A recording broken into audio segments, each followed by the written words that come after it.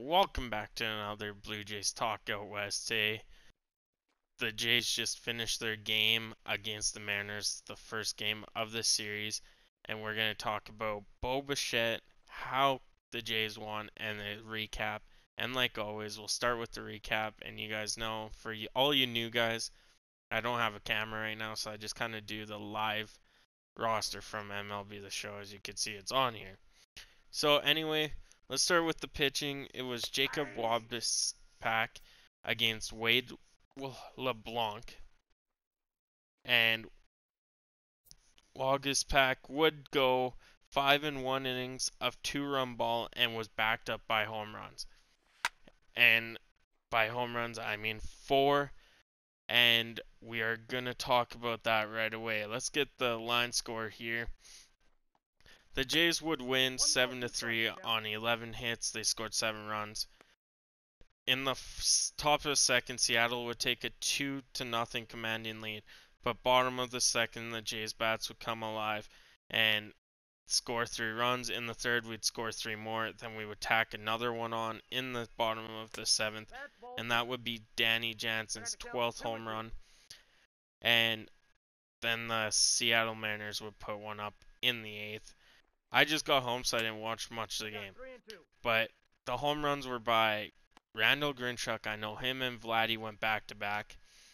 So Randal Grinchuk's 23rd. Derek Fisher's 4th, so that's a huge pickup. He's starting to swing the bat. Danny Jansen has 12, and Guerrero has 14. We're going to talk about Grinchuk here. How impressed are you guys with his hitting right now? He is on a roll. I know Drury was on a roll, but Grinchuk is killing it, bats out. It's been shadowed by the likes of Bichette, Kevin Biggio, and Guerrero Jr. But he's that, I don't know how to put, secret man, I would say. He's the secret man that is helping the Jays without getting the recognition. Another guy that's coming around is Derek Fisher. I didn't post a trade deadline reaction video because at the time I was like, what? We're giving up Aaron Sanchez and Joe Biagini for Derek Fisher? Like, in my head, how does that make sense? Like, I could see Derek Fisher and maybe a 9th, 10th, 11th pitching prospect or something. But I did make a video. I said, you know what? Let's give it a go, and look what Derek Fisher's been doing lately. He's come around. Danny Jansen too. He's been perfect hitting. He's one of those under the radar guys. But let's talk about Bichette again. I know we talk about him a lot. A lot of people, he's in a struggle. I believe, yeah, he went 0 for 4 today with 2 strikeouts. Okay. A lot of reporters, media, is saying his start was a fluke. His start was not a fluke.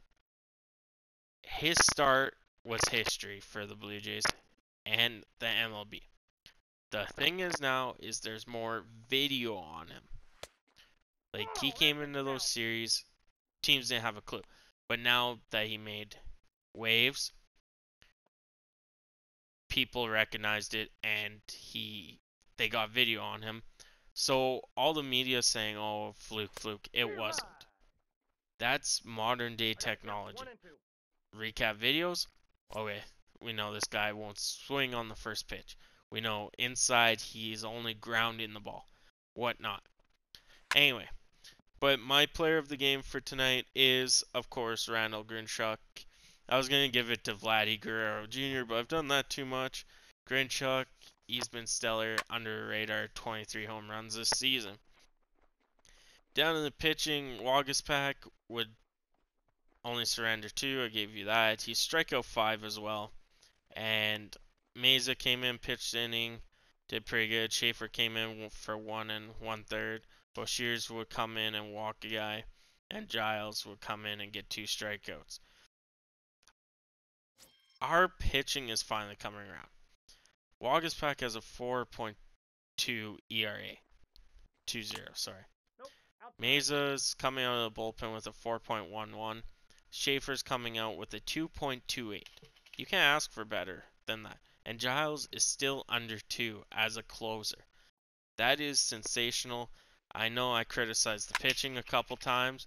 That could just be because of inexperience and that. But anyway, that's probably all I have today because I didn't watch the game. I was doing baseball, and tomorrow I work tomorrow night, so it'll be a later review coming out. And tomorrow's Jays game is, let me just look here, 107 Mountain Time, so it'll be 3:07 first pitch Eastern, and so on and so forth. We will have Trent Thornton on the mound for us. He's been stellar, and I'll catch you guys tomorrow night.